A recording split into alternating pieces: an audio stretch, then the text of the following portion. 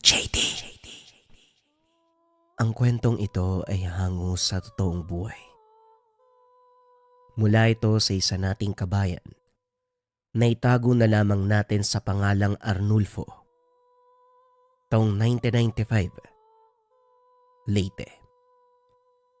Para sa isang bulag na si Arnulfo, imposible ang lahat.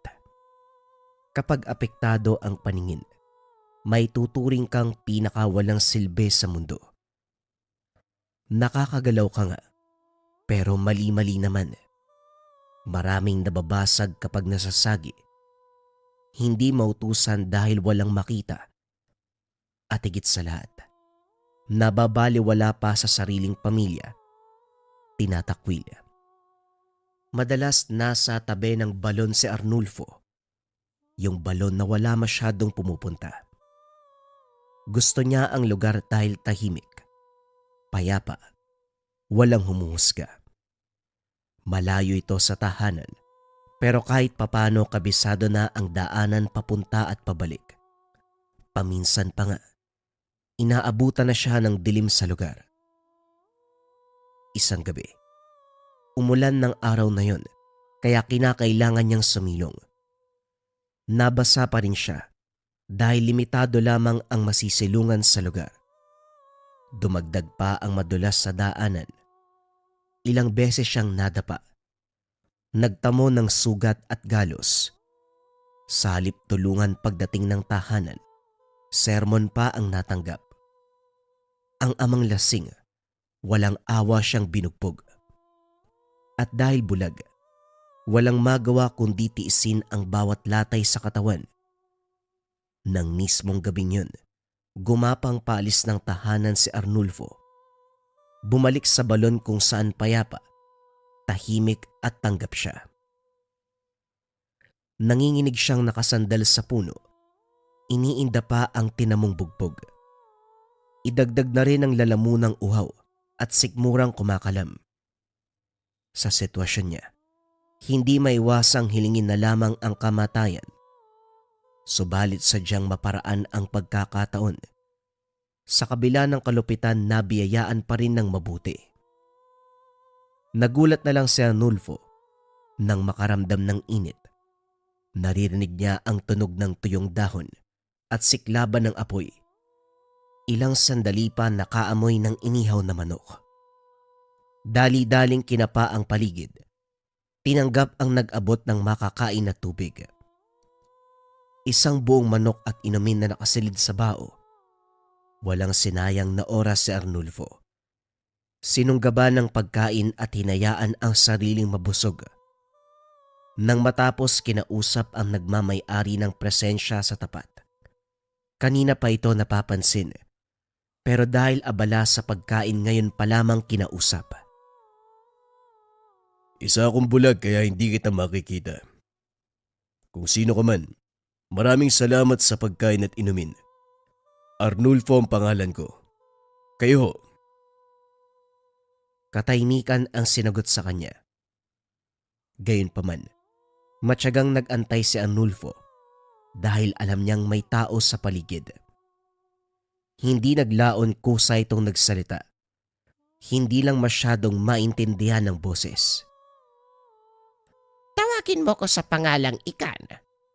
Yun ang tawag sa akin ng mga kauri ko. Mainam na bulag ka. Dahil kapag normal, matatakot ka sa akin. Bakit naman ako matatakot sa inyo ang buti mong tao? Pinakain, pinainom mo ko. Likas sa akin ang pagbibigay, lalo na sa nangangailangan. Teka, bakit puro pasa at sugat ka? Meron bang nag-alipusta sa'yo? Wala lang ho to. Madalas kasi ang daanan kaya ilang ulit ako natumba. Gumulong pa nga eh. Hindi mo kailangan magsinungaling. Tayo lang naman ang nandito eh. O sige, ako na ang sasagot sa tanong ko. Binugbog ka ng ama mong lasingkero. Sinermo na ng ina na wala namang pakialam sa'yo. Pinagtawanan ka pa ng mga kapatid mo. Nagulat si Arnulfo nang marinig ito. Kinapa ang paligid. pero hindi magilap ang kinaroroonan ng kausap. Hindi ko kilala ang boses mo, kaya sigurado kong hindi pa tayo nagkakakilala. Paano mo nalaman ng lahat ng yan? Dumaan ka ba sa amin kanina habang ginagawa yan ng pamilya ko? Hindi. Nandito lang ako sa balon. Inaantay ang pagbabalik mo. Bago mangyari ang lahat ng yon, nakita ko na ang hinaharap. Arnulfo, bakit ka ba nagtitiis sa pamilyang ayaw naman sa'yo? Bakit hindi mo sila iwanan? Pwede kang magsimula bilang malakas. Malayo sa nakagisnan mong pagkatao. Ho, ano bang sinasabi mo? Isang tanong, isang sagot. Oo o hindi. Kapag bibigyan ka ng pagkakataong magbagong buhay, tatanggapin mo ba? Biglang kinabahan si Arnulfo sa tanong. Gayunpaman, kailangan niyang sumagot ayon sa napag-usapan. Kung sa bagong buhay na yan makakakita ako. Oo. Kung sa bagong buhay na yan, mahal ako ng pamilya ko. Oo. Kung sa bagong buhay na yan, tanggap ako ng mga tao, syempre oo. Walang pag-aalinlangan na tatanggapin ko kapag merong nag-alok ng ganyan. Narinig ng binata ang tawa ni Ikan. Ilang sandali pa, may nakalatag na malambot na tela sa kamay. Dinama niya ito, pero normal na tela ang dating. Gamitin mong piring ang bagay na yan. Magkakatotoo ang bagong buhay na sinasabi mo. Ha? Magkakatotoo. Niloloko mo ba ako? Tambay ka siguro dun sa kanto. Wala ka magawa kaya kung ano-ano yung sinasabi. Hoy! Hoy! Ikan! Nandiyan ka ba ba? Huwag mo kong iwan dito. Kahit loko-loko ka, magaan kang kasama eh. Ikan? Ikan?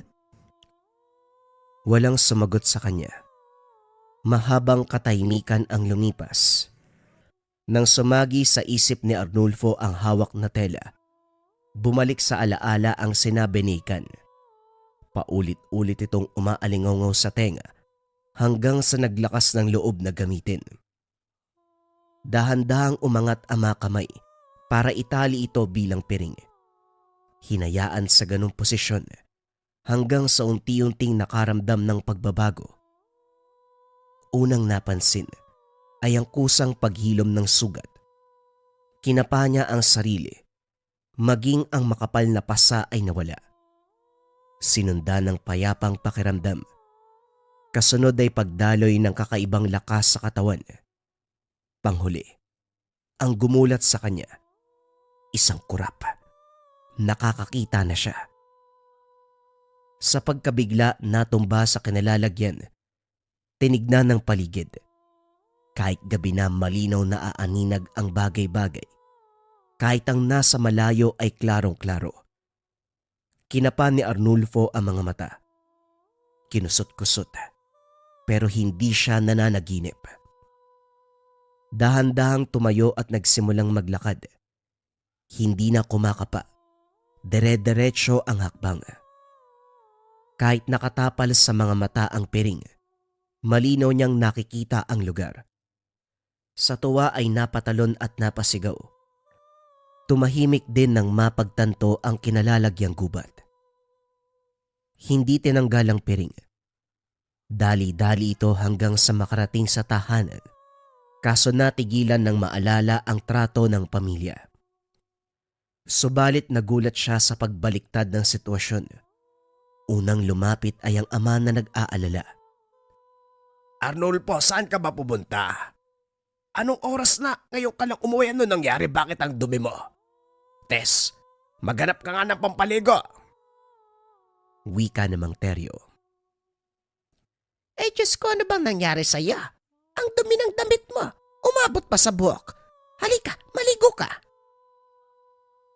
Ang mga kapatid niya, nagmamadali sa pagganda ng hapunan at damit bisan. Hindi nakaimik si Arnulfo sa nangyayari. Pero sa unang pagkakataon, nakaramdam siya ng pagmamahal mula sa mga ito. Habang nakababad ang sarili sa tubig, hindi maiwasang maiyak ng patago. Paulit-ulit na humihiling na sana'y hindi magbago ang kasalukuyang kaganapan. Sa puntong ito lumitaw si Ikan. Dito naliwanagan kung bakit ganon ang taglay na boses. Hindi tao, isa siyang duwende. Ang ipinagtataka, katulad niya itong bulag. Ikan, bulag ka rin pero Oo, isa kong bulag. Pero dahil sa taglay kong kapangyarihan, alam ko ang nangyayari sa mundo ng mga tao. Ngunit sa mundo naming mga duwende, doon ako hindi nakakakita. nilapitan mo ba ako kasi nararamdaman mo yung sitwasyon ko? Ganon din ba ang trato sa'yo? Inaaliposta, hinuhusgahan, tinataboy. Madalas akong nasa balon dahil doon payapa. Tahimik, tanggap ninuman. Matagal na kitang napansin. Pero ngayon ko lang naisip na lapitan ka. Akalain mo, pinagtagpo tayong dalawa. Maraming salamat kung ano man ang ginawa mo sa akin. Pero itong piring na binigay mo sa akin, nagkakaroon ako ng kakayahan na makakita. Ganito rin ba yung binibigay nito sa'yo? Tama ka. Ginagamit ko yan sa mundo namin. Pero wala na akong balak bumalik. Nanaisin mo pa bang balikan ang tahanan na hindi ka naman tanggap? Binigay ko yan sa'yo para maranasan mo ang pakiramdam ng nakakakita. Hindi ko alam ang sasabihin pero maraming salamat, Ikan. Hindi mo lang ako binigyan ng pagkakataong makakita. Pinaranas mo din sa akin kung ano ang pakiramdam ng tanggap at mahal ka ng sarili mong pamilya. Kaya ikaw, pamilya na rin kita. Huwag kang ganyan. Mababaw ang luwa ko. Tumigil ka nga. Napalitan ng tawanan ang pag-uusap. Naaaliw si Arnulfo dahil kahit isa itong duwende, parang tao kung magsalita. Marami pang kalokohang alam. Kasabay nito, pinakilala sa kanya ang iba't ibang kakayahan ng piring. Hanggat nasa kanya ito, protektado siya sa anumang kapamakan. Tutulong na mapagaling ang sugat sa katawan at walang hanggang swerte ang matatamasa. Magmula mismo sa sandaling iyon, ginawa itong palamuti sa kamay ni Arnulfo. Babala ni Ikan, huwag ilayo sa katawan ng piring upang magpatuloy ang bisa. Hindi lang sa sariling kabutihan, naranasan din ito ang epekto sa bawat miyembro ng pamilya. Bukod sa naging mabait, kanya-kanyang swerte ang natanggap. Nakapasok sa Universidad sa Maynila ang dalawang kapatid. Ang ama ay nakapagpatayo ng negosyo at ang ina gumaling sa sakit na iniinda. Si Arnulfo sa kabilang banda, tinahak ang larangan kung saan pinamalas ang galing sa pakikipaglaban sa iba't ibang uri ng elemento. Unang pasyente, nagustuhan ng kapre. Ang dating balingkitan at maladyos ang mukha ay naging kulubot. Batay sa pagsusuri ng binata, pamamaraan ito ng kapre para walang umagaw sa babae. Kapag usaping sakim sa pagmamahal, kapre ang nangunguna sa listahan. Para hindi maagawan, wawasakin ang pisikal na anyo ng taong magugustuhan. Arnulfo, pakitaan mo ng gilas ang higanteng yan. Siguraduhin mong hindi nasisikatan ng araw. Wika ni Ikan, habang nakatingala sa puno kung saan nakapwesto ang kapre. Teka, sandali. Akala ko ba tuturuan lang natin ang leksyon? Bakit tunog pa tayo na? Tanong ni Arnulfo. Sa tingin mo ba madadaan sa pakiusap ang animal na yan? Gawin mo na, bago pa bumalik sa lunggayan. Napabuntong hininga si Arnulfo. Nang makaipon ng lakas, inagaw ang atensyon ng kapre sa pamamagitan ng pagwasiwas ng piring. Kunotno itong tumitig hanggang sa napagtanto ang pakay ng binata Tatakas na sana ng mapigilan ni Ikan. Ginamitan ng kapangyarihan para maisara ang lagusan. Nagpapalipas lang ako ng oras.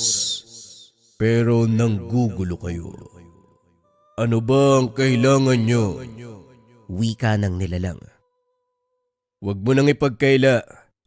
Alam mo ang sadya namin. Ibalik mo sa dati ang pisikal na anyo ng babae. Hindi mo kailangan sirain ang katawan niya dahil wala kang karapatan. Hindi dahil nagustuhan mo, pwede mo nang gawin ang anuman. Siguro, alam mo na kung ano mangyayari kung hindi ka tutupad sa usapan. Nagwala ang kapre. Hinampas nito ang mga puno. Umayos din ng naglaon.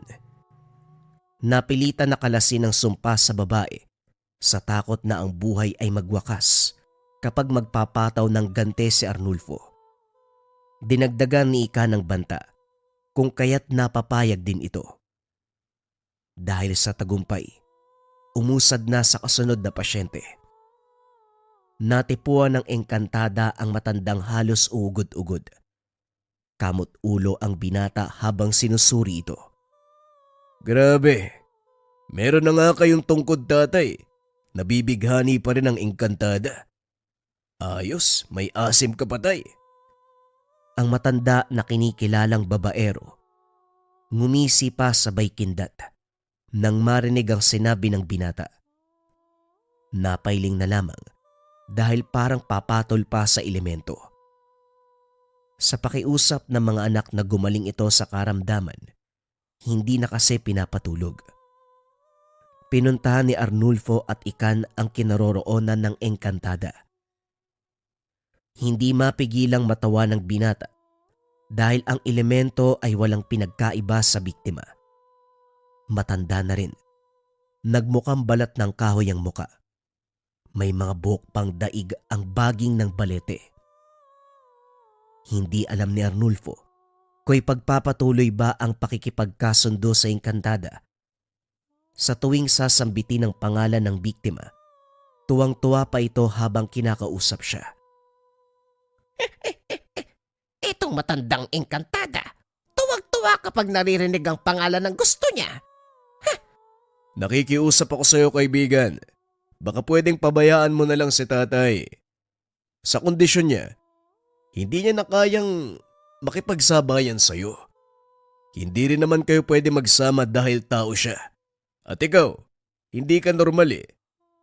Kaso nga lang kahit anong sabihin, paulit-ulit lang na tumatawa ang engkantada. Nang marinig sa ingay nito, walang pasabing sinakal gamit ang piring. Nang bumagsak, si Ika nang nagsagawa ng orasyon para kalasin ang sumpang pinataw sa biktima. Nang masiguradong wala ng koneksyon, nilisan nila ang lugar. Ang sumunod na inasikaso ay normal na kondisyon. Naintindihan ni Arnulfo na sa kabila ng pagkakaroon ng ospital at klinika sa bayan, tumatakbo pa rin sa ganitong klase ng pagamutan dahil walang perang panggastos. Sa tanggapan niya, hindi kailangan ng pera para magamot. Bagay na nagustuhan ng mga dukhang lapitin ng sakit at kamalasan ng mga elemento. Mahaba ang pila, terek pa ang araw. Nahimatay ang iilan dahil kahit sabihing sumilong muna, nagtitiis na magbilad sa takot na masingitan. Ginawa na lamang ng paraan ni Ikan para kahit papano hindi direktang maapektuhan ng mga pasyente sa tindi ng sikat ng araw. Kaso nga lang, siya ang sumasalo ng pinsalang nararamdaman. Bilisan mo ang pagsusuri, Arnulfo. Kahit tampasin mo ng piring sa muka, gagaling naman ang mga yan. Maba ang pila sa labas. Ako matutusta, hindi ang nakapila. Sinasalo ko ang sakit. Kagad humingi ng tawad ang binata ng masulyapan ng elemento. Tagaktak ang pawis. Namumula sa tindi ng init. Parang hindi na ito lalong maghirap. Sinunod ang sinabi. 3 beses na inaampas ng piring ang parte na may nararamdaman. Nagtataka ang mga ito dahil yun lang ang ginawa. Gayunpaman, napapagaling pa rin ang lahat ng iniinda. Matapos ang mahabang araw, nakapagpahinga na ang dalawa. Ngayong nakikilala ka na sa larangang ito, anong plano mo? Isa lang naman ang plano ko. Suklian ang biyayang binigay mo sa akin. Ang kaso hindi ko alam kung paano eh.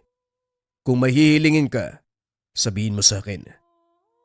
Sandaling natigilan si Ikan bago ito nakapagsalita. Ang totoo, kailangan ko ang tulong mo para makalaya ako sa mundo namin. Hindi ko magagawa dahil isang kalapastanganan ang kumalaban sa kauri. Pero kung sa iba magmumula, katulad mo na tao, may tuturing tong digmaan. Kumbaga, tipikal na labanan ng albularyo at tuwende. Walang problema. Anong kailangan kong gawin? Kalabanin mo ang aking ama. Kapag matalo mo siya, makakalaya ako at mananatili sa mundo ng mga tao. Nag-aalangan si Arnulfo. Buo ang tiwala niya kay Ikan, pero ibang usapin ang hinihiling nito. Hindi kaagad nakapagpasya ang binata, kaya nagpatuloy muna sila sa gamutan. Tinangay ng tikbalang ang paslit na nadaanan. Swerteng nakita ng ina na bukas ang ikatlong mata, kung kaya't natukoy kagad ang salarin.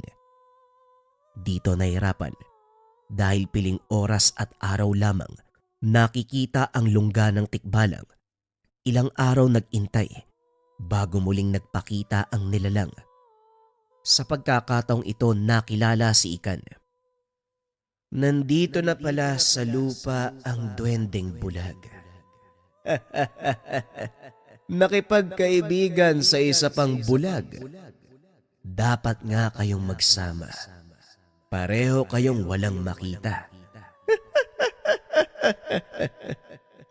Ay! Kabayong hindi pantay ang ngipin. Huwag mong ibayin ang usapan. Ibalik mo ang bata ngayon din kung ayaw mong ako mismo ang pumatay sa'yo. Ay, duwendeng pangit. Huwag mo akong pagtaasan ng boses. Hindi man pantay ang ngipin ko, pero tanggap ako ng aking angkan. Ikaw hindi. Pilit kang pinagtatabuyan. Mawalang galang na kaibigang tikbalang. Hindi kami naparito para makipag-asaran sa'yo. Makikiusap sana kami. Baka pwedeng ibalik mo na ang bata. Ilang araw na nag-aantay ang mga magulang niya. Anong pakialam ko? Kasalanan ko bang humarang siya sa daanan? At isa pa, hindi ko siya tinangay. Kusa siyang sumama sa akin.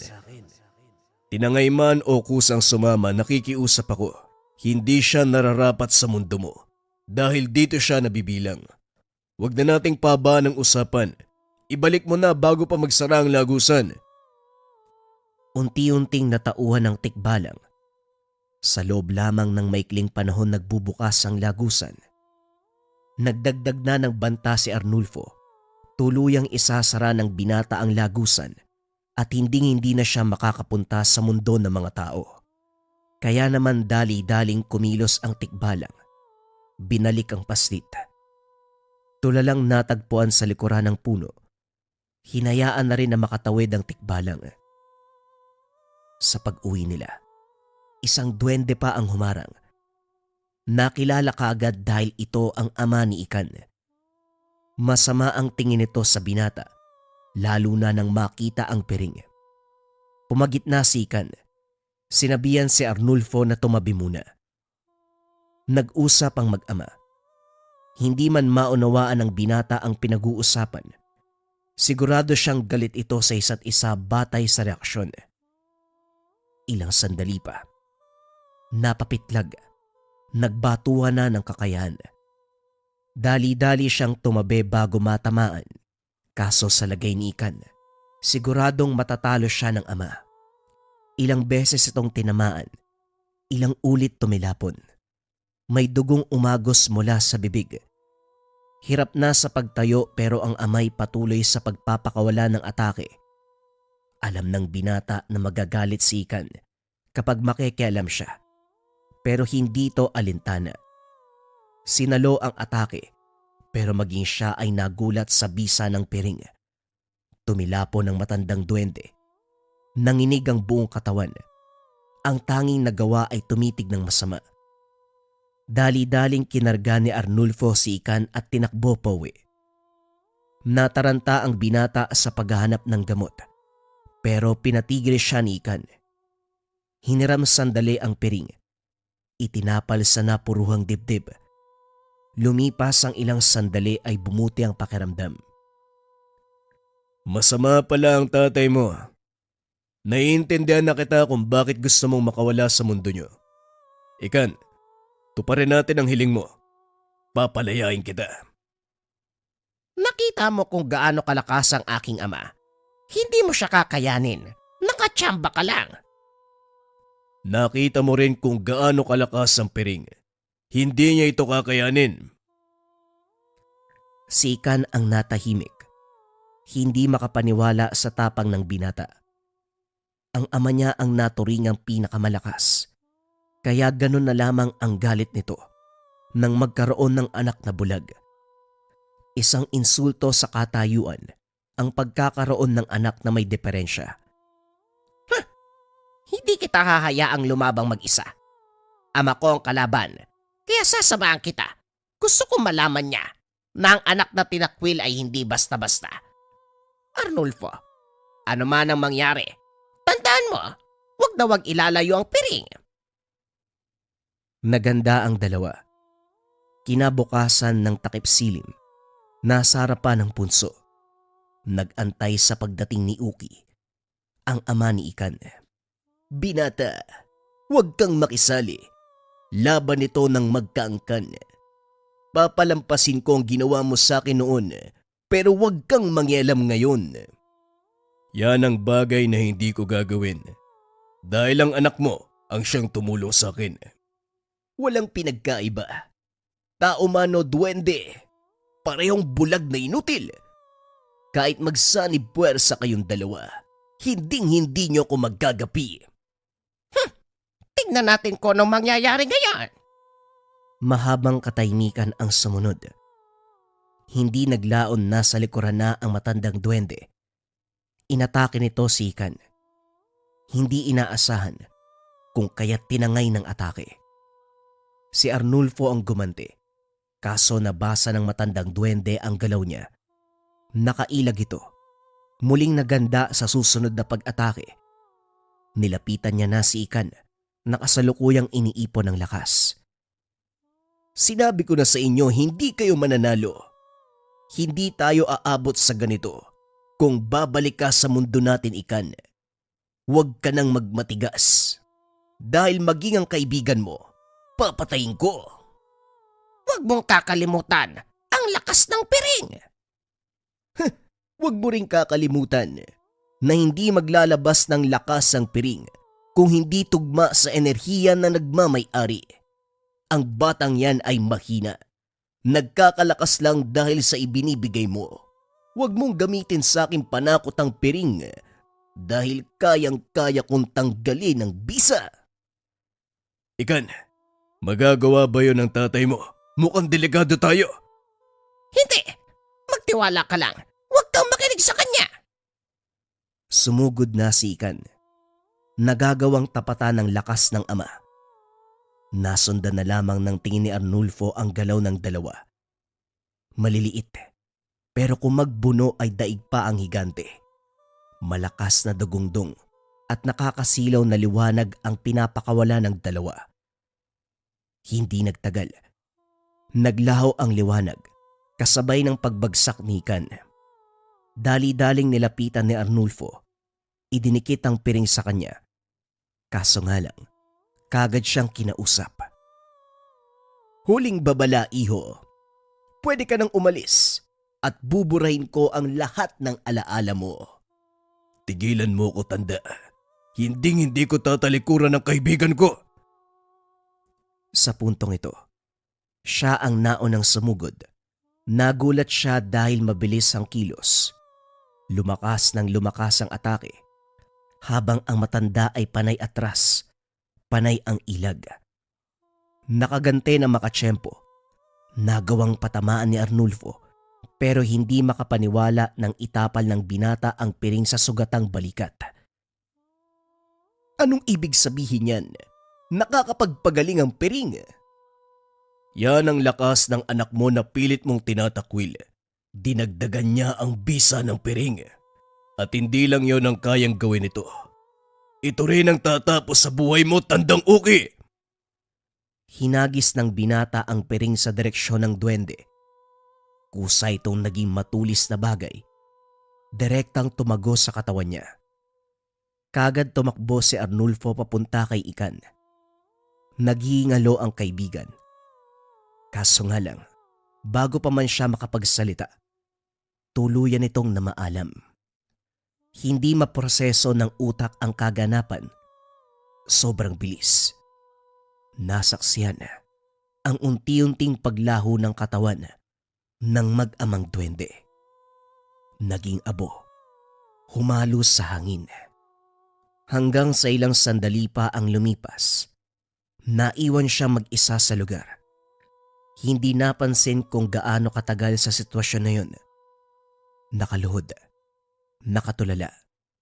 Saka lang natauan ng dumampi ang sikat ng araw sa muka.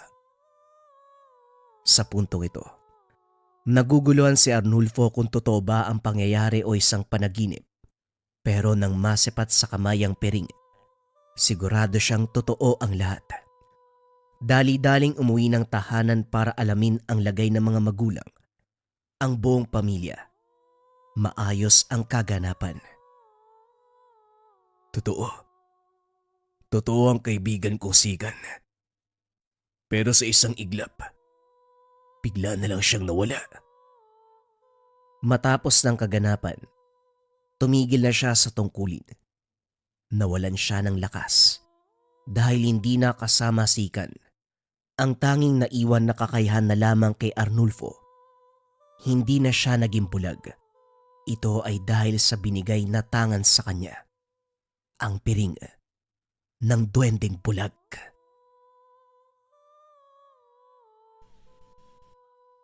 Ang kwentong ito ay hango sa totoong buhay. Mula ito sa isa nating kabayan na itago na lang natin sa pangalang Inday. Taong 1985. Probinsya ng Mindoro.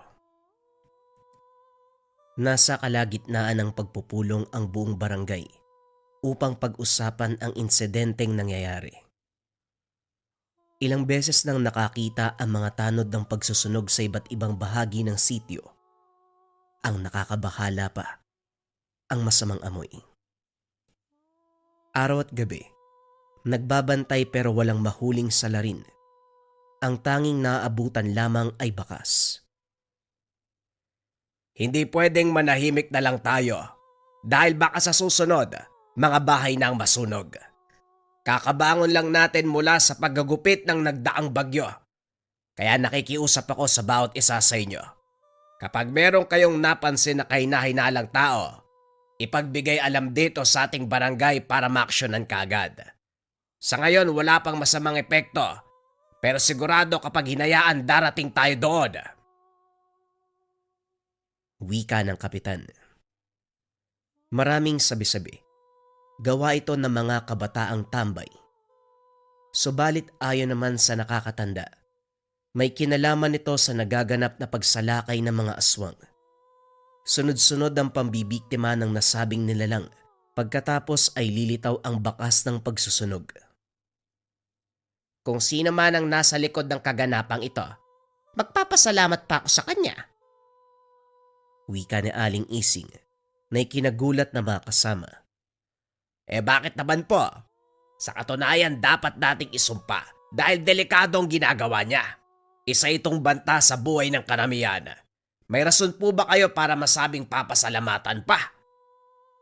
Isipin niyo, sa tuwing may aswang na nambibiktima sa lugar natin, pagkatapos yan makakakita tayo ng pagsusunog. Hindi ba sumagi sa inyo na katawan ng aswang ang sinusunog niya? Natahimik ang lahat. Nagkatinginan ng mapagtanto ang sinasabi ng ale, pero wala ni isa ang nakumbinse. Isingan kabihin ma, Sinasabayan lang ng tao niya ng problema sa aswang. Paano naman masusunog ang katawan? Ang hirap kalabanin ng nilalang. Kung totoo man ang naisip ba, sino ang matapang nagagawa nan? Tanong ni Aling Pina. Malay natin kung nasa tabi-tabi lang ang taong yon. Pero kung sino man siya, magpapasalamat talaga ako. At kapitan, huwag mong isipin sa susunod mga bahay natin na masusunog dahil hindi yan na mangyayari. Kasi kung oo, dapat noon pa. Ang tanong ito, ang taong nagsusunog, malamang bangkay ng aswang ang sinisindihan. Nagkatinginan ang mga kasama. Baka sa muka na hindi naniniwala sa sinabi nito. Hindi na rin siya nagtagal. Nagpaalam na pagkatapos. Nakangiting binaybay ang daan pauwi. Pagdating ng tahanan sinalubong ng anak. Alam niyang tatalakan siya kung kaya't lumabas pero sinundan pa rin. Nandito na ang magaling kong nanay. Ano po yung sinabi niyo dun sa pagpupulong? Si nanay talaga. Hindi matahimik. Ako nga rito hindi kumikibo eh. Siya naman tong daldal ng daldal. Paano ko mabisno si Tatay Dodong? Kasalanan mo po talaga. Inday, gusto ko lang baguhin ang tingin nila sa nangyayari. Ginawa nilang masama eh. Alam nating mabuti ang hangarin ni Tatay Dodong mo. At ang pagsusunog, hindi magdudulot ng kapamakan sa mga tao. O yan na naman kayong dalawa. Nagtatalo na naman kayo. Dito kayo sa loob magsagutan eh. Mamaya may makarinig sa inyo. Wika ni Mang Dudong nang masilip sa bintana ang mag-ina. Eto po kasing si Nanay Ising. Dumalo sa pagpupulong ni Kapitan kung ano-ano sinasabi. Nag-aalala po ko na baka lalong masamay ng lahat ng ginagawa niyo. Hindi yan. Hanggat walang nakikita, mananatiling palaisipan ng bakas. Hayaan nyo sila. Basta kayo, mag-ingat sa mga aswang na basta-basta na lang lumilitaw. May hindi pa ako nahuhuli. Nakawala yung tinugis ko nung nakaraang araw eh. Panira kasi tong mga tanod. Sumakto pang dumaan sila kaya ayon, nalingat ako. Nangangamba ako eh. Siguradong babalik yun gaganti. Hindi natin alam ang takbo ng isipan ng mga nilalang. Hanggat nasa bahay lang kami, walang mangyayaring masama. May ba tayo? Kuwang-kuha ng mga tanod ni Kapitan ng inis ko. Kumakatok sa kabayan 10 oras pa ng gabi, mga walang hiya. Ang ibing ng tulog mambubulabog. Tapos manghihiram lang ng posporo para magsindi ng sigarilyo. Natawa si Mang Dudong sa sinabi ng asawa. Nga pala tatay, kilala niyo po yung bagong tanod? Iwasan mo yun. Ilang beses ko nang nahuli na tumitingin dito sa bahay. Yung tinginan para may gustong alamin. Balita ko nga hindi siya taga rito. Bagong lipat nung nakaraang buwan. Malay natin, may masamang balak sa'yo yung tao na yun. Napaisip si Mang Dudong sa sinabi ng anak. Kilala niya ang tinutukoy nito. Minsan na ring nahuling tumitingin sa kanilang tahanan. Nung una ay binaliwala lang sa pag-aakalang hindi sinasadya. Pero nang mapadalas ay nagduda na siya. Hindi pa naasikaso ang mga bagay na ito dahil tutok sa panunugis ng aswang. Napansin ko na rin yan. Pero hayaan nyo. Wala pa namang masamang ginagawa eh. Maging alisto na lang tayo para madali nating mapigilan kung sakaling may gagawin. Kagaya ng palaging ginagawa sa araw-araw, abala si Mang Dudong sa pag-aasikaso ng tangan. Ang mutya ng apoy na ilang dekada nang ginamit bilang proteksyon at panlaban sa mga aswang na walang tigil sa pambibiktima. Hindi ito binili o hiningi. Kusa itong lumapit sa kanya. Sa madaling salita, natagpuan ng mutya. Dati pa siyang nagka-interes pagdating sa usaping aswang. Galing kasi sa probinsya kung saan maraming naglipa ng nilalang. Nang magkaroon ng tangan, dito na naging ganap ang pagiging manunugis. Hindi na mabilang ang nakalabang halimaw. Kumpara sa dating probinsya, hindi nakikita ng mga tao ang bakas ng pagsusunog sa katawan ng tinugis dahil masyadong liblib at masukal ang kagubatan. Dito sa lugar na kasalukuyang tirahan, madaling nahanap kahit na hindi sadya. Malawak kasi ang kapatagan at puro taniman. Tag-ani kaya malinis na malinis ang paligid. Pagsapit ng hapon, ginugol ni Mang Dudong ang oras para tulungan ang anak sa pagsusunog ng mga tuyong dahon. Pinutol niya ang kalapit na puno. Maraming sanga na dapat ligpitin. Sa kalagitnaan, kapansin-pansin ang isang presensya. Kaagad tinignan ng paligid at bumungad si Mang Tiroy, ang bagong miyembro ng tanod. Nakatitig sa kanya habang bumubuga ng usok mula sa iniitit na sigarilyo. Binaliwala na lang, nagpatuloy sa paghahanap ng aswang kahit lumalakas ang amoy. Pero kahit saan man tumingin, walang magila. Tatay Dudong, nandyan na naman si Mang Tiroy nakatingin sa atin. Hindi niyo po ba sisitahin? Nakailang titig na po yan eh. Kinilabutan ako nang wala sa oras Wika ni Inday, nang mapansin ang tanod na nakatayo sa hindi kalayuan. Kahit nahuli na ito, hindi umalis. Patuloy sa pagtingin. Basta magwalis ka lang diyan. Umakto ka na hindi mo pinapansin. Lalapitan ko lang. Baka may gustong sabihin nahihiya lang siguro. Habang papalapit sa kinaroroonan ni Mang Tiroy, unti-unting lumalakas ang amoy at nang tignan ito, dahan-dahang umaatras. Tinawag niya, pero nagmamadaling lumayo. Hindi maiwasan ni Mang Dudong na pagdudahan ang kilos ng matanda. Napabuntong hininga na lamang habang hinahati dito ng tanaw. Natigilan din ng mapagtanto ang isang bagay. Kasabay ng pag-alis ni Mang Tiroy, ang pagkawala ng alingasaw. Napatitig siya sa dinaanan nito. Pagkuway sinundan. Narating ang bahay pero walang tao. Sinamantala ang pagkakataon na makiramdam, kahit ang tangan ay nagbigay ng senyales na merong nilalang sa paligid. Kaso nga lang, hindi siya pwedeng pumasok dahil baka pag-isipan ng masama. Nagintay na lamang kung kailan magpapakita si Mang Tiroy, pero sumapit ang dilim. Wala pa din ito. O Tutong, anong ginagawa mo sa bahay na yan? Si Tiroy ba sadya mo?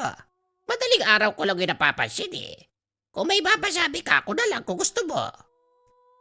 Wika ng kapitbahay na si Mang Tomas. Nagtaka si Mang Dudong dahil malaki ang ngiti nito. Bagay na hindi ginagawa ng matanda. Tomas, parang masaya ka yata ngayon. Naibenta mo siguro yung alaga mong kalabaw, ano? Sa ngiting yan parang oo. Magpainom ka naman. Nagbago ang reaksyon ni Mang Tomas. Naging seryoso. Inaya si Mang Dudong sa tahanan upang doon ituloy ang usapan. Paano naman ako makakabenta kung palagi na lang nabibiktima ng aswang ang mga alaga ko? Nitong nakaraan nga halos subusin yung kampig. Natutuwa lang ako dahil sa wakas napagawi ka dito sa amin. Alam mo bang may kapitbahay rito na? Hindi na ituloy ni Mang Tomas ang salita. Sa halip ay sumenyas upang iparating ang gustong sabihin. Nakuha ito ni Mang Dudong. Hindi lang makapaniwala nang nalaman kung sino ang tinutukoy. Matagal ko na gustong sabihin sa'yo kaso nag-aalangan ako Alam mo na, kakaiba ang kakayahan ng nilalang. Kaya nitong malaman kung sino nagsalita laban sa kanya. Nag-iingat lang, ayoko pang sumakabilang buhay. Sigurado ka ba, Tomas, na siya talaga? Mahirap magparatang lalo na sa usaping yan. Kilala mo ko, hindi ko galing magsabi ng mga bagay na walang matibay na batayan. Marami sa mga alaga ko na biktima. Maniwala ka o hindi. Ilang beses ko siyang nakita. Magkapit-bahay kami kaya alam ko. Napabuntong hininga si Mang Dudong. Sa puntong ito naging malinaw ang napansin kanina. Pagkatapos ng usapan ay nagpaalam na. Pagkalabas ay muling sinilip ang tahanan ni Mang Tiroy. Walang tao, walang ilaw, pero malakas ang pakiramdam na nasa loob lamang ito. Upang hindi mahalata ang pagmamasid, nagkunwaring may hinahanap. Nilampasan ang bahay at saka dumiretso pag-uwi. Pagdating ng tahanan, nagulat siya nang makita ang mag-ina na parehong may bitbit na patalim. Saka lamang pinagbukusan ng pintuan nang magsalita siya. Ikaw pala yan, Dudong. Mabuti naman nandito ka na. Saan ka ba nagpunta? Nagpunta ako sa kabilang sityo eh. Natagalan kasi nag-usap kami ni Tomas. Ano bang nangyari? Parang susugod kayo sa lagay na yan ah. Ibalik nyo nga yung itak, masugatan pa kayo niyan eh. Paano ba naman, tatay? May umaaligid na aswang kanina. Nakakapagtaka nga kasi. Lumapit talaga dito sa bahay, parang gustong pumasok. Kung nandito ka lang, tay, siguradong patay na yun eh. Dali-daling sinuri ni Mang Dudong ang paligid. Kaso nga lang wala na ang nilalang. Hindi naman siguro kayo sinaktan ano? Anong klaseng aswang ba yon? Paliwanag nyo nga. Malaki siya, tatay eh. Kahubog ng taong lalaki. Ang pangit ng muka, mabaho, basta. Akala nga namin ni nanay madadali kami. Mabuti hindi. Parang napadaang lasing lang. Hindi sinasadyang makasagi, parang ganun. Nagkaroon ng ideya si Mang Dudong kung sino ang nilalang. Akma ang pagpapaliwanag sa halimaw na nakalaban noong nakaraang buwan. Ito ang nakatakas nang mapadaan ang mga tanod sa gawi kung saan sila naglalaban. Ang hula niya, binalikan siya. Pero ang nakakapagtaka, paanong nalaman ng tahanan? Napabuntong hininga na lamang si Mang Dudong. Sa mga sumunod na sandali, tulog na ang kanyang mag-ina, subalit siya ay gising na gising sa takot na baka muling lumitaw ang aswang. Tahimik lamang na nagkakape sa sala habang pinapanood ang madilim na paligid sa nakabukas sa bintana. Hindi nagtagal dumaan ang mga tanod. Tinawag siya nang makita ng kapitan. Magandang gabi po, Kapitan. Mukhang marami kayo ngayon kumpara sa mga nagdaang gabi. Abay oo, yung mga tambay kasi naisipang tumulong kaya pinasama ko na sa paglilibot. Mas maganda nga sana kung sasama ka rin eh. Lahat na nakikisa eh, ikaw na lang yata ang hindi. Ay pasensya na ho kayo, Kapitan. Puro babae kasi ang kasama ko sa bahay eh. Ayokong iwanan, baka may mangyaring masama. Naglipa na pa naman ang mga aswang sa panahon ngayon. Baka sa ibang bagay na lang ako, Kapitan. Huwag lang sa ganyan, pasensya na ho talaga. Naiintindihan ko naman, o siya sige. Lalakad na kami para maglibot sa buong barangay. Tumango lamang si Mang Dudong.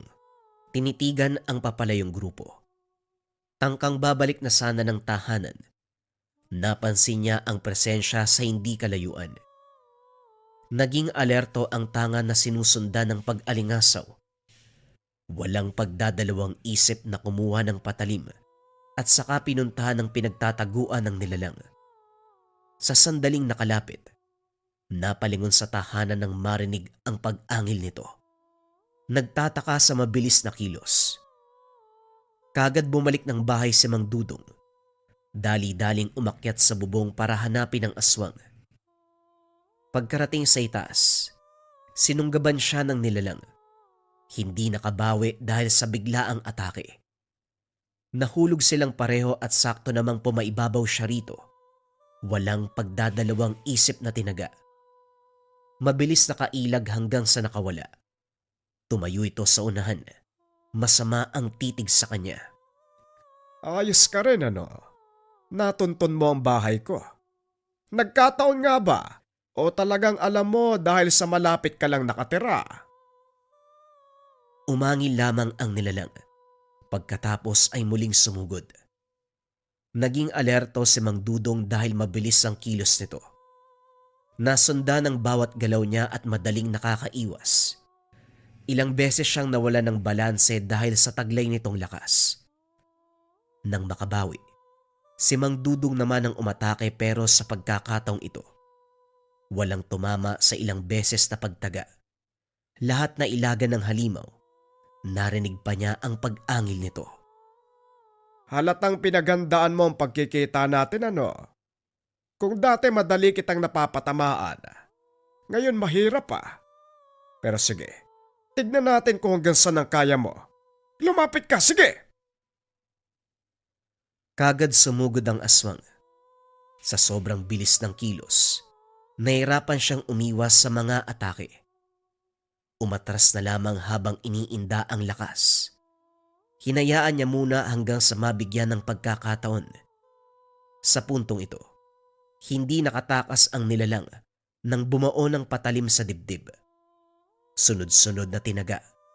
Kalaunan ay binawian ng buhay. Dali-dali itong hinila ni Mang Dudong patungo sa likod ng tahanan nang marinig ang ingay ng mga tanod. Naitago ito bago pa makita. Nakangiti niyang binate ang mga kakilala pero kinabahan ng mag-usisa ang ilan. 10 oras na ng gabi, nasa labas ka ba, Dudong? Balak mo bang umalis? Tanong nito. Ang iba ay inilawan ang paligid. Saan naman ako pupunta sa ganitong oras? Lumabas lang ako. Hindi kasi makatulog kaya nagmasid na ako sa lugar. Baka sakaling makatulong sa pagbabantay. Ano ba? O siya, hindi na kami magtatagal. Maglilibot pa kami doon banda, oh. Sa kabila naman. Mag-ingat ka dyan, ha? Kung sakaling may mapansin ka, huwag ka mag-aatubiling magsabi sa amin. Nakahinga ng maluwag si Mang Dudong.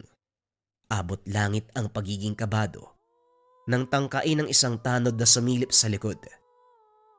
Mabuti na lamang hindi nakita ang tinakbang bangkay. Pagkatapos, dali-dali siyang nagsuot ng may tatakip sa muka. Hinila ang katawan ng aswang. Sa dulo ng taniman na isipang sunugin, sinigurado niyang walang ibang makakakita sa gagawin. Dali-dali naghukay. Marahang inangat ni Mang Dudong ang kamay. Kasabay nito lumiwanag ang palad. Unti-unting natutupok ang katawan ng nilalang. May kung anong puwersang lumalabas sa kanyang palad na naglilikha ng apoy upang masunog ang katawan ng aswang. Kinabukasan, hindi na nagulat nang muling kumalat ang usapan tungkol sa natagpo ang bakas ng pagsusunog. Tahimik na nakikinig si Mang Dudong. Hindi nakaligtas sa kanyang paningin si Mang Tiroy, nakaupo sa bandang unahan.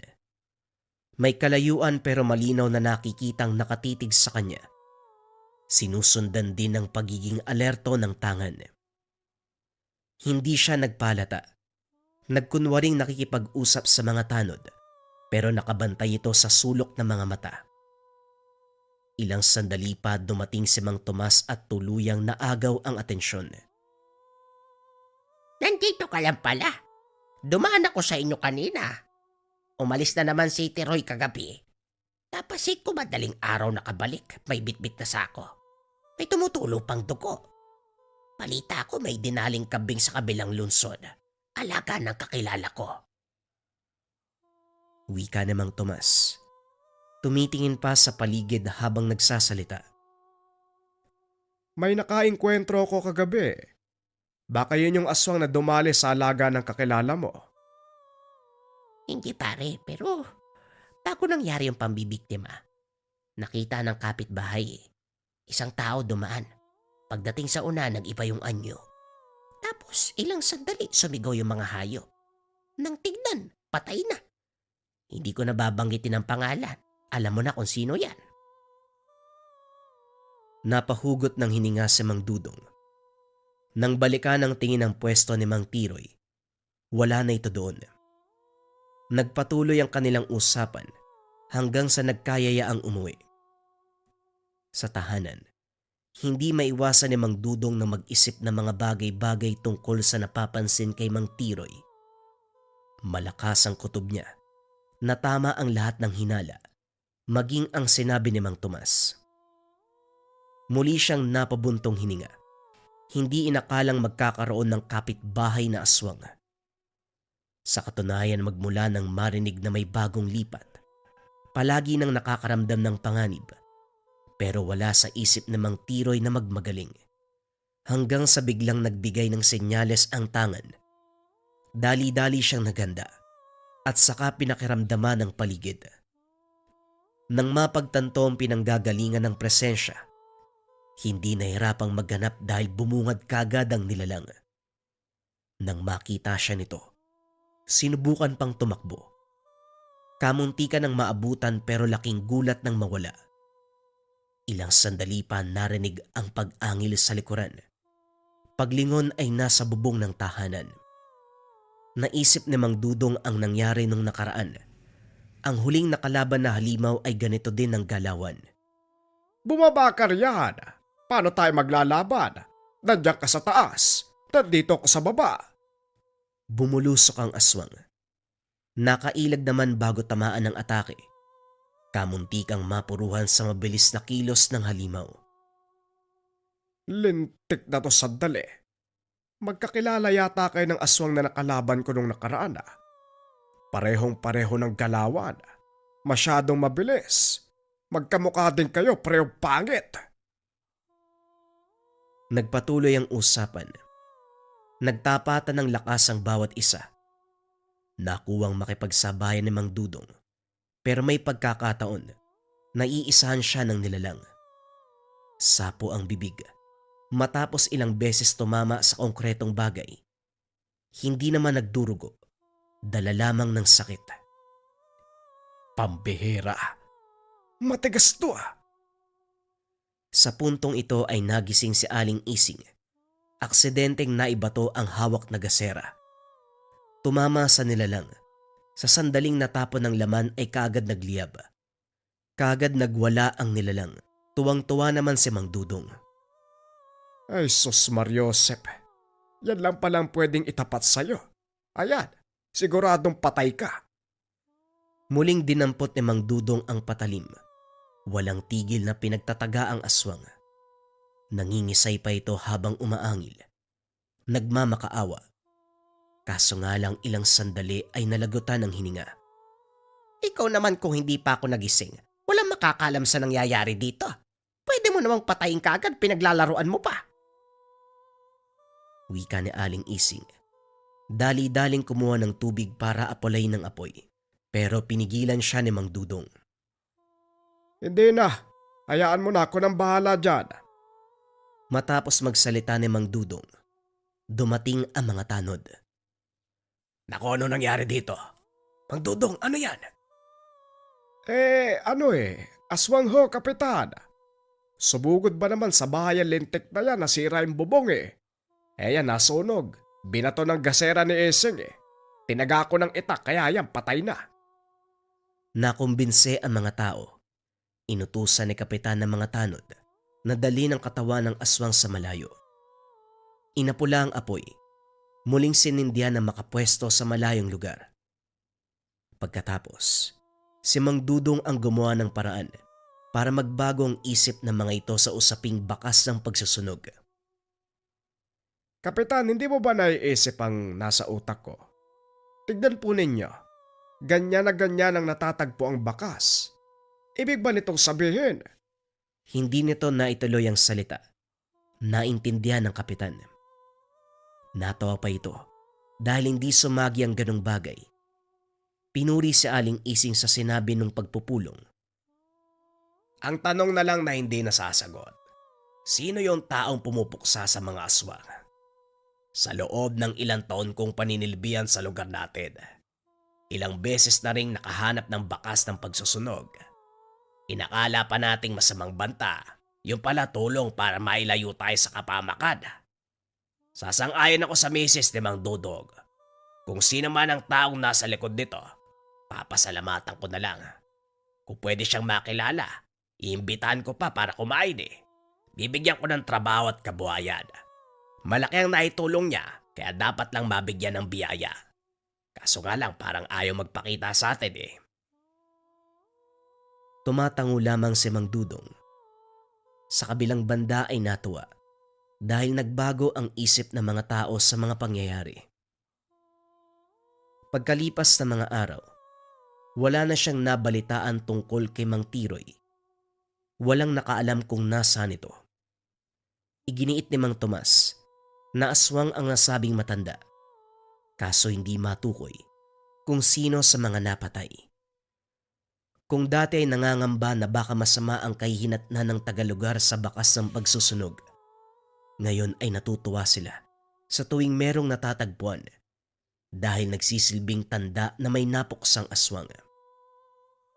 Nagroronda pa rin ang mga tanod sa gabi.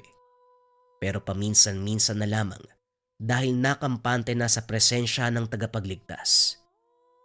Lingid sa kanilang kaalaman na ang taong nagbabantay sa buong baryo, walang iba kung hindi ang palagi nilang nakakausap, si Mang Dudong na may mutya ng apoy.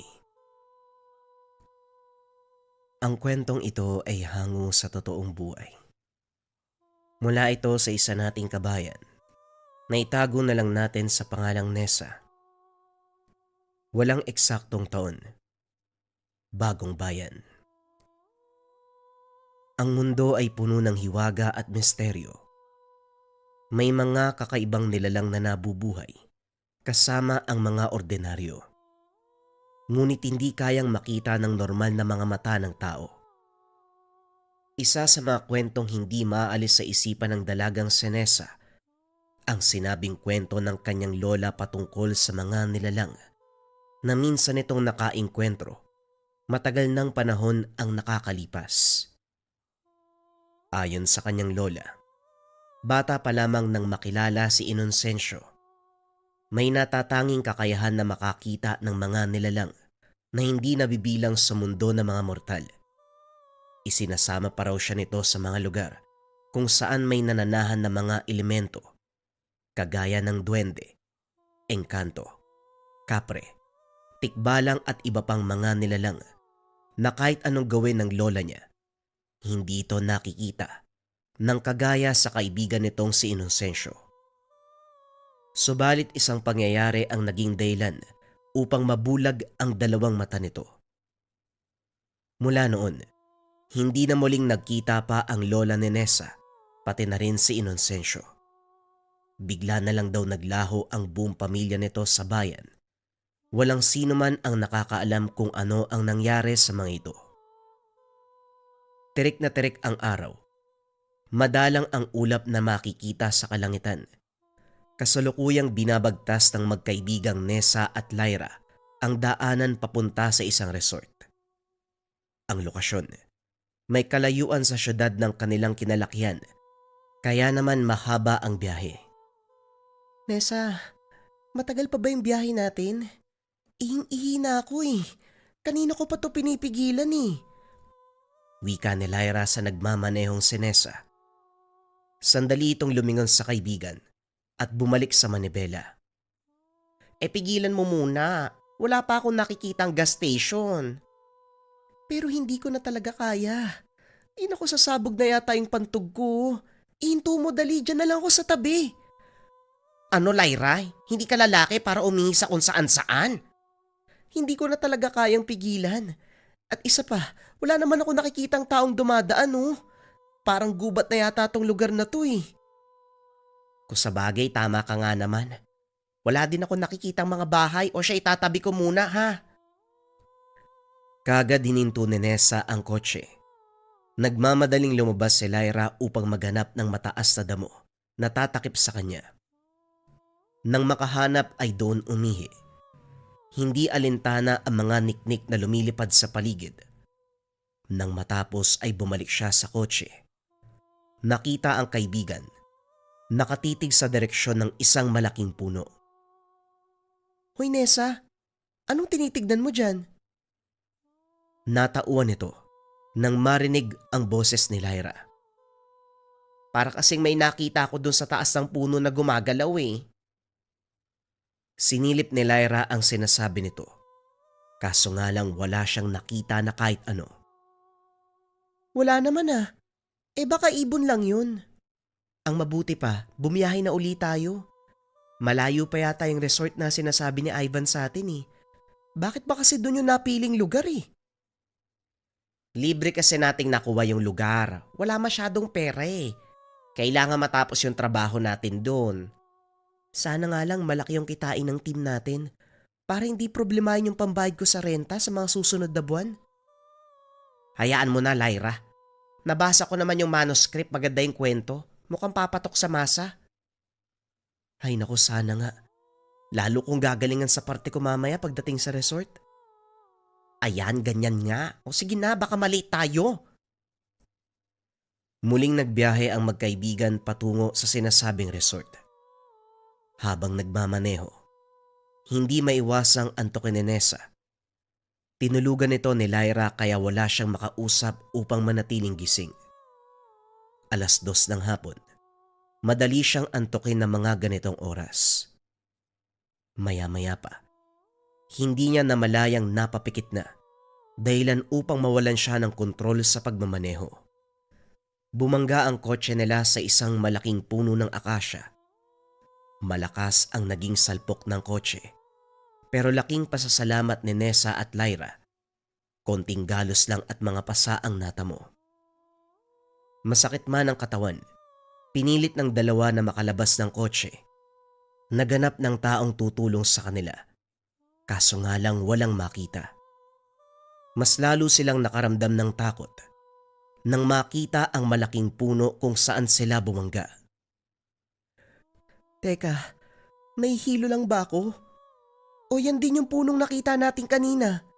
Napalingon siya sa mataas na damo na tumakip sa kanya habang umiihi kanina. Hindi siya maaaring magkamali. Ito nga ang lugar. Nessa, hindi ako pwedeng magkamali. Yan talaga yung puno na nakita ko kanina. Hindi kaya naliligaw tayo? Muling tinitigan ni Nessa ang puno. Tama ang kaibigan. Ito nga ang puno kanina kung saan may nakita siya. Hindi na lamang kinumpirma sa kaibigan para hindi madagdagan ang takot na nararamdaman. Hindi ko alam. Hindi ko alam kung yan nga yun. Anong gagawin natin? Wala na tayong sasakyan. Mangiyak-ngiyak si Lyra habang sinusubukang tumawag sa kanyang cellphone. Kaso nga lang walang signal sa lugar. Maya-maya ay nag-iba ang ihip ng hangin. Dumampi sa kanilang mga ilong ang mabahong amoy. Naaamoy mo ba yun, Lyra? Ikaw ba yun? Hoy, amoy ihi ng kabayo yun ha. Hindi naman ganun yung ihi ko. Pero bakit ganun ang baho? Pinagbasdan nila ang buong paligid. Nanindig ang balahibo nang makita ang puno ng akasya. Nawala ang nararamdamang pananakit sa katawan. Napalitan ng pangingilabot at pagtaas ng balahibo. Isang itim na figura ang nasa taas ng puno. Nakatitig sa kanilang dalawa. Lyra, kunin mo yung mga gamit natin sa sasakyan. Teka, bakit naman? Huwag mo sabihin maglalakad tayo hanggang resort. Hindi tayo maglalakad. Tatakbo tayo, bilisan mo. Ha? Ano bang nangyayari sa... Hindi na natapos ni Lyra ang sasabihin. Bigla siyang hinila ni Nessa papunta sa kotse. Kinuha nila ang importanteng gamit pati na rin ang susi. Nagpasya na lamang si Nessa na balikan ng kotse kapag nakahanap sila ng tulong. Batay sa nakita ni Nessa, hindi nagugustuhin pang magtagal sa lugar. Lalo silang mapapahamak kung doon pa mag-aantay ng tulong. Bilisan mo na. Dapat makalayo tayo sa lugar na to. Ano ba, Nessa? Ano ba nangyayari sa'yo? May nakita ako eh. Hindi tayo pwede doon. Ano ba yung nakita mo? Tao ba? E di sana humingi tayo ng tulong. Baliw ka ba? Kung tao yung nakita ko, sa palagay mo tatakbo tayo palayo? Kung hindi tao, anong meron dun? Tikba lang yung nakita ko. Huwag ka na muna magreklamo, bilisan mo na! Sa halip na tumakbo ay tumigil sa kalagitnaan ng daan si Lyra at doon nagsimulang magubad ng mga suot na damit. Lyra, ano bang ginagawa mo? Ngayon ka pa talaga naghubad? Eh di ba ganun yung dapat gawin kapag naliligaw sa gubat? Ano ka ba, naghubad sila para baliktarin yung damit, hindi para tanggalin? Utang na loob, isuot mo yan, bilisan mo! Muling sinuot ni Lyra ang mga damit. Pero ramdam ni Nessa, maraming nagbabantay sa kanila doon sa lugar. Hindi lamang ang tikbalang. Tuluyan silang nakalayo. Bit-bit ang mga bag. Naganap sila ng tulong sa paligid. Pareho na silang pawisan. Ngunit hindi yon inintindi. Dahil 3:00 na ng hapon at kailangan nilang makarating sa resort bago kumagat ang dilim. Nang makaramdam ng pagod, napagkasunduan nila na magpahinga muna. Naupo ang mga ito sa putol na katawan ng isang puno. Habang nagpapahinga, napansin ni Lyra ang katabing puno ng makopa. Hitik ang puno sa bunga, kaya naman nagpa siya siyang kumuha upang kainin. Uy Lyra, huwag ka bastang pumitas ng hindi nagpapaalam. Baka magalit sa'yo yung may-ari niyan. Ha? Sino may-ari nito? Multo. Mga elemento. Nasa gitna tayo ng gubat. Hindi natin alam kung anong mga nilalang ang kasama natin dito. Ano ko ba naman, dalawa lang naman yung kukunin kong bunga, tig-isa tayo. Nagugutom na ako eh. Napalingon si Nessa sa kaibigan. Sa hindi inaasahang pangyayari, aksidente itong nadulas ng lumundag para abutin ng bunga. Sa kanyang pagbagsak, gumulong ito pababa ng lupa. Sa sobrang taranta ni Nessa ay sinundan niya ang kaibigan. Sa kasamaang palad ay nadulas din ito. Tuluyan silang bumulusok paibaba. Hindi makabangon si Nessa upang lapitan ang kaibigan na ngayon ay duguan dahil sa sugat sa kanang tagiliran. Kinapa niya ang sarili para tignan kung may mga sugat siya. Mabuti na lang, wala itong nakapangdugo o sugat. Kung gaano siya kapalad, kabaliktaran ng nangyari kay Lyra. Nagtamo ito ng mga galos at sugat sa iba't ibang parte ng katawan. Ang malala pa, nabalian ito ng braso. Aray ko, gusto ko nang umuwi. Ayoko na dito. Wika ni Lyra. Kagad siyang tinulungan ni Nessa. Hayaan mo, makakalabas tayo tito. Makakaalis tayo, kumalma ka lang. Iginala ni Nessa ang tingin sa paligid. Mula sa kinaroroonan nila, matatanaw ang liwanag na nagmumula sa itaas. Pinunasan ni Nessa ang luha at sinubukang tumayo para maghanap ng paraan. Isinandal sa isang puno ang nangihinang si Lyra. Kaso nga lang kasabay ng lahat ng ito. Isang pares ng pulang mata ang naaninag ni Nessa, hindi kalayuan sa kanilang pwesto. Tila ba kanina pa ito nagmamanman sa kanilang ginagawa. Tumindig ang balahibo sa katawan ng dalaga. Muling naamoy ang masangsang na aroma. Lyra, huwag kang maingay ha. Nandito na naman yung tikbalang eh. Magsasalita pa sana si Lyra nang takpan ni Nessa ang bibig nito. Nakitang unti-unting lumalapit ang mga pulang mata sa kanila. Pinilit ng dalawa na hindi lumikha ng ingay. Kaso nga lang, nang makalapit sa kanilang harapan ang nilalang, biglang nawala ang pares ng pulang mata. Nagpalinga-linga ang dalawa subalit bigla itong lumitaw sa harapan, kaya naman sabay silang napasigaw. Ang ulo ay mula sa kabayo na may pulang mga mata.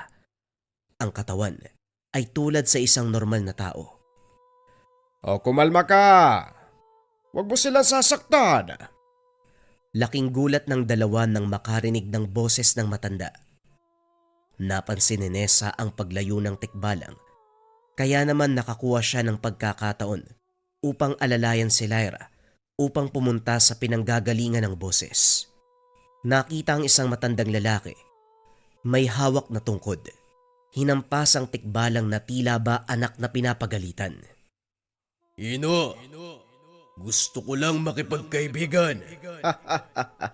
Anong makipagkaibigan? Kitang-kita ko kung paano mo takutin eh. Niligaw mo pa kanina. Akala mo siguro hindi kita inoobserbahan no? Sige na, umalis ka na. Ako nang bahala sa kanila. Muling tumingin si Nessa at Lyra sa tikbalang. Akmang lalapit pa sana nang muling hampasin ng matanda ang tikbalang. Ay mga iha, pasensya na kayo sa kaibigan ko ha. Sadyang mahilig lang yun sa babae. O nga pala, nakalimutan ko magpakilala sa inyo. Ako nga pala si Ino. Pwede niyo akong tawaging Mang Ino o Lolo Ino. Hindi makaimik si Lyra dahil sa mga nasasaksiyan. Kaya naman kahit nangangatog pa rin ang mga tuhod dahil sa takot, naglakas ng loob si Nessa na mangingi ng tulong sa matandang lalaki na sa harapan. Maraming salamat po sa tulong nyo, Lolo Ino. Kung hindi po kayo dumating, baka kung ano yung ginawa sa amin nun eh. Hindi na po namin alam kung saan pupunta. May sugat po yung kaibigan ko eh. Baka pwede niyo po kaming matulungan para makalabas po sa lugar na to, parang awa niyo na. Pinagmasdan ng matanda ang magkaibigan. Kapwa nangihina ang mga ito. Mukhang pagod na pagod dahil sa mga nangyari sa kanila. Napailing na lang si Ino sa kalagayan ng dalawa. O siya, sige. Tutulungan ko kayong makalabas sa lugar na ito. Pero bago yon, gamutin muna natin ang mga sugat ng kaibigan mo. Natuwa ang magkaibigan sa sinabi ng matanda. Inutos ni Ino na maupo sila sa ugat ng malaking puno upang makita nito ang mga sugat ni Lyra. Mukhang malalim ang natama mong sugat mula sa pagkakahulog ah. Lyra, ang daming nawalang dugo sa'yo. Nagkatinginan si Nessa at Lyra. Isang katanungan sa isip nila ang biglang lumitaw. Alam nilang sa mga oras na yon, may kakaiba sa matanda. Hindi ito ordinaryong tao lamang. Muling nanumbalik ang kaba sa kaharap na matanda. Gayunpaman, hindi napigilan ng dalawa ang magtanong kung paanong nalaman ng matanda ang nangyari sa dalawa. Teka Manong, paano niyo po nalaman na nahulog kami sa bangin? At saka bakit parang kilalang kilala niyo kami? Hindi sumagot ang matanda. Tumawa ng napakalakas, na lalong dumagdag sa takot na nararamdaman ni Nessa at Lyra. Ilang sandali pa, sinagot niya ang dalawa. Pasensya na kayo mga iha. Nakalimutan kong sabihin sa inyo na ako ang tagapagbantay ng kagubatan. Nakikita at naririnig ko ang lahat ng nangyayari dito. Kagad na alala ni Nessa ang kwento ng kanyang lola tungkol sa mga tagapagbantay ng kagubatan. Hindi niya akalain na totoo ang lahat ng ito. Isang patunay ang matandang lalaki na kaharap nila. Bilang tagapagbantay, nakikita ko mga kaganapan sa kabundukan at gubat. Hindi ko lang ugali makialam sa ginagawa ng mga nilalang sa mga taong napapadpad. Pero isang lambanang lumapit sa akin. Tulungan ko daw kayo eh. Gusto kayong kunin ni Matos. Matos? Yung tikpa lang po kanina? Oo siya nga, Matos ang pangalan nun. Huwag kayong mag-alala, kaibigan yon, mabait yon. Talagang mahilig lang sa magandang babae. Marahil naakit sa'yo, Lyra. Mahaba kasi ang buhok mo eh. Yan ang gustong gusto ni Matos. Pero bueno iha, malalim ang sugat mo, Lyra. Hindi kakayanin ng mga kaibigan ko dito sa gubat. Mas makakabuti kung madadala ka sa pinakamalapit na pagamutan. Umayos si Ino sa pagkakaupo. Ginamit ito ang tungkod na hawak upang mabilis na makatayo. Maya-maya pa ay sinakop na ng kadiliman ng lugar. Isang hindi mapaliwanag na lamig ang naramdaman. Nagsipulasan ang mga alitaptap at iba pang mga nilalang sa paligid. Hindi maganda ang nagaganap. Kailangan na nating magbadali. Nabagabag ang dalawa sa sinabi ng matanda. Nagmamadaling tumayo mula sa pagkakaupo sa malaking ugat ng puno. Ano po bang nangyayari, Lolo Ino? Kung merong mga kaibigang nilalang sa lugar, hindi rin maiiwasan na makaaway. Ayaw nila na makalis kayo sa lugar na ito. Akala ko po ba yung kaibigan yung si Matos lang ang may gusto sa amin? Yan din ang akala ko eh. Subalit nakaabang na pala ang ibang nilalang sa inyo. Mukhang tinulungan nila si Matos nang hindi nito nalalaman. Kaya ganyan ang natama mong sugat, Lyra. Si Lyra ang gusto nila, Nessa. Wala nang ibang nagawa si Lyra kung hindi ang umiyak. Ano pong gagawin natin, Manong? Hindi naman pwede yan. Sumunod kayo sa akin. Ilalabas ko kayo dito.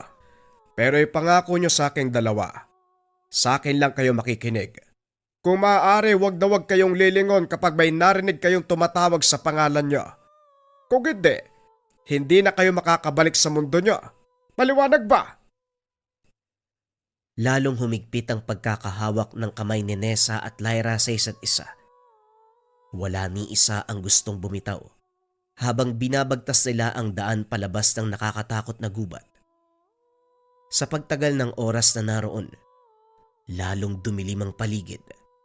Iba't ibang huni ng hayop ang naririnig. Sa kabilang banda, mararamdaman ang pagsunod ng mga nilalang sa kanila. Wala itong ibang gusto kung hindi si Lyra. Ilang sandali pa, nagsimula nang makarinig ng kung ano-anong boses ang dalawang magkaibigan. Mula sa boses na kahali-halina hanggang sa mga nakakatakot na boses ng nilalang. Wala itong ibang sinasabi kung hindi ang pang-aakit kay Lyra. Marami ang naririnig niya. Pinipilit na hindi lumingon kahit parang boses ng mga mahal niya sa buhay ang ginagamit ng mga ito. Subalit isang boses ang nakapukaw ng kanyang atensyon at damdamin. Hindi napigilan ang sarili. Narinig ang boses ng ina. Tinatawag ang kanyang pangalan. Matagal nang namatay ang magulang, kaya sabik na sabik siyang makita ang mukha nito. Eksaktong paglingon niya sa likuran. Dalawang malaking kamay ang humablot sa kanya. Napasigaw na lamang si Nessa habang hawak ang kaibigan. Pilit itong pinanlalabanan ang nilalang na kumukuha sa kaibigan. Lolo Ino, tulungan niyo po kami! Binalaan na kita pati ang kaibigan mo. Patawad, pero wala akong magagawa sa kalagayan ni Lyra. Wala akong kapangyarihan upang bawiin siya. Ang tanging magagawa ko lang, proteksyonan at bantayan kayo. Napayak na lamang si Nessa habang tinitignan ng kaibigan na unti-unting nilalamon ng dilim. Patawad, Nessa. Ang mga nilalang na kumuha kay Lyra, naiiba sa kagaya ni Matos.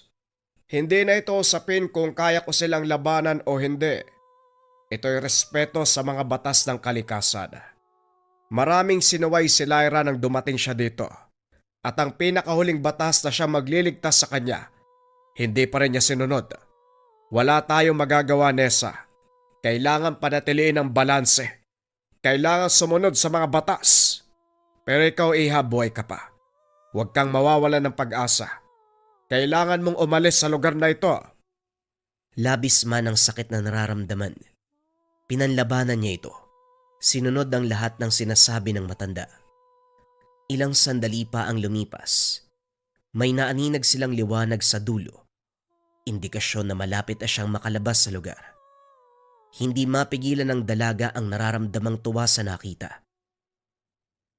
Malapit na tayo sa labasan. Ikaw na magpapatuloy patungo roon. Hanggang dito na lang ako. Bakit naman ho? Sumama na ho kayo sa akin.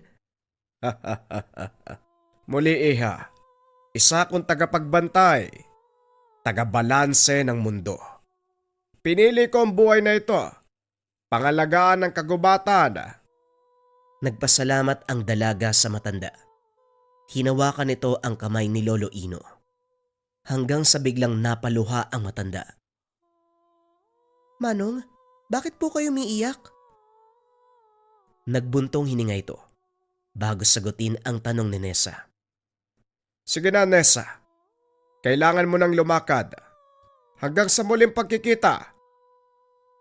Lumakad si Ino papunta sa likuran ni Nessa. May binulong. Sabihin mo sa lola mo, kinukumusta siya ni Lolo Inocencio. Nagulat si Nessa sa sinabi nito. Magtatanong pa sana pero hindi na maaaring lumingon. Naramdaman niya ang yabag ng paglakad nito palayo sa kinaroroonan niya. Isa lamang ang sagot na nasa isipan. Ito si Lolo Inocencio, kaibigan ni Lolo Marita. Laking tuwa ang naramdaman ng dalaga nang tuluyan ng makarating sa labasan. Ilang araw ang lumipas matapos nun. Sinubukan pa nilang hanapin ang kaibigan pero hindi na ito natagpuan. Maging ang sasakyan na ginamit, ni isang bakas, walang nakita. Alam man ni Lyra na hindi na ito matatagpuan pero minabuti niya pa ring subukan. Nanalangin na lamang ito na sana kung nasaan man ang kaibigan, sinasamahan siya ni Lolo Inocencio sa kabilang dimensyon. Naranasan nyo na ba mga kabayan, yung tipong unang kita nyo pa lang dun sa tao, sobrang gaan na kaagad ng pakiramdam mo sa kanya. Yung tipong nagkakaroon kaagad ng tiwala. Or ikaw ba yung tipo ng tao kabayan na nasa toxic environment? Yung palagi ikaw yung napapag-initan, laging galit yung mga tao na nasa paligid mo, boss mo, amo mo, kapitbahay, kapatid, kamag-anak. Basta nasa toxic environment na laging galit yung mga tao sa'yo kahit wala ka namang ginagawang masama. Pwede mong subukan ang Kaluban de Pampaamo from Likha Merchandise. Ito yung Kaluban de Pampaamo from Likha. May mga sangkap to sa loob. Pwede nyo tignan pagdating sa inyo pero ibalik nyo lang kagad sa Kaluban. Ang bisa nito, pampaamo sa tao, pampaamo sa negosyo. Sobrang simple lang ng gagawin nyo kapag nasa inyo na yung Kaluban. May frito na gabay po lang tela pouch. Ilagay nyo lang dun sa pouch, ilagay nyo sa bag nyo, ilagay nyo sa bulsa nyo, basta dalhin nyo palagi. Bagay ang Kaluban sa mga nasa sales or kung palagi kang merong nakakausap, umaharap ka sa mga tao, nagpe-present ka. Kasi mabilis nga kayo makakapagpalagay ng loob ng taong kausap mo, mabilis mong makukuha yung tiwala nila. Yan ang bisa ng Kaluban de Pampaamo. Again, may mga sangkap pa to sa loob kabayan. Pwede mong silipin pagdating sa'yo. Kung interesado ka, research mo lang yung shop ng Likha Merchandise.